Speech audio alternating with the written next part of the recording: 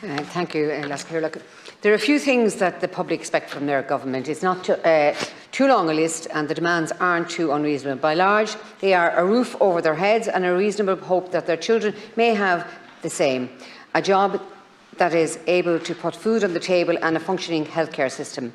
At different times and in different ways, the government of this country have struggled to meet these modest criteria.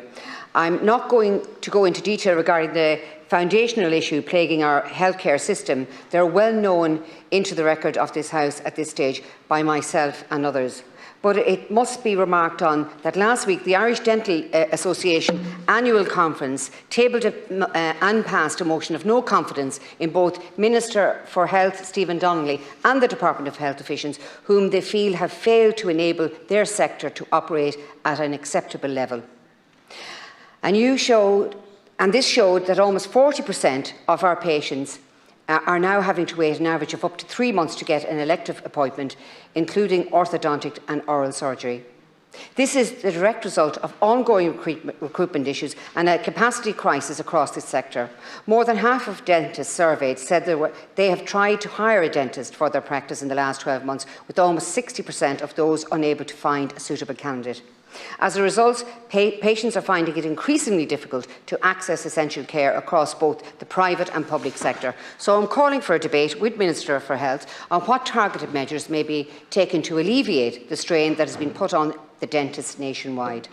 Speaking on healthcare, I would urge everyone to take a read of the recent letter from the Bishops' Conference regarding the government's abortion review, as it concisely and succinctly lays out the opposition of many of the process and its results.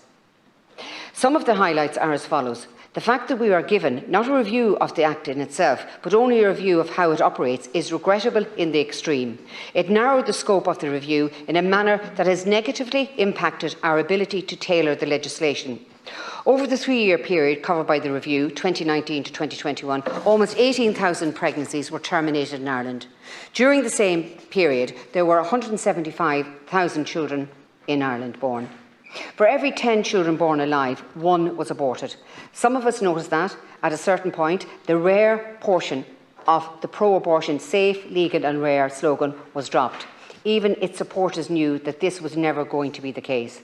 And finally, we now know that over a quarter of all women who presented at a medical consultation for abortion choose not to go ahead with it, and that the opportunity was afforded to them by way of the mandatory 3-day wait period. So now, of course, we're being told that it should become completely advisory.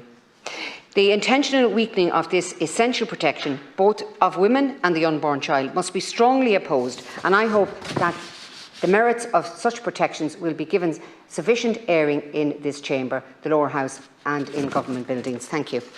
Senator Keogan has raised the matter of the least that people expect, a roof over their heads and jobs to put food on the table. And I certainly know, going back to 2011, when I entered these houses, first was a different country and a different world.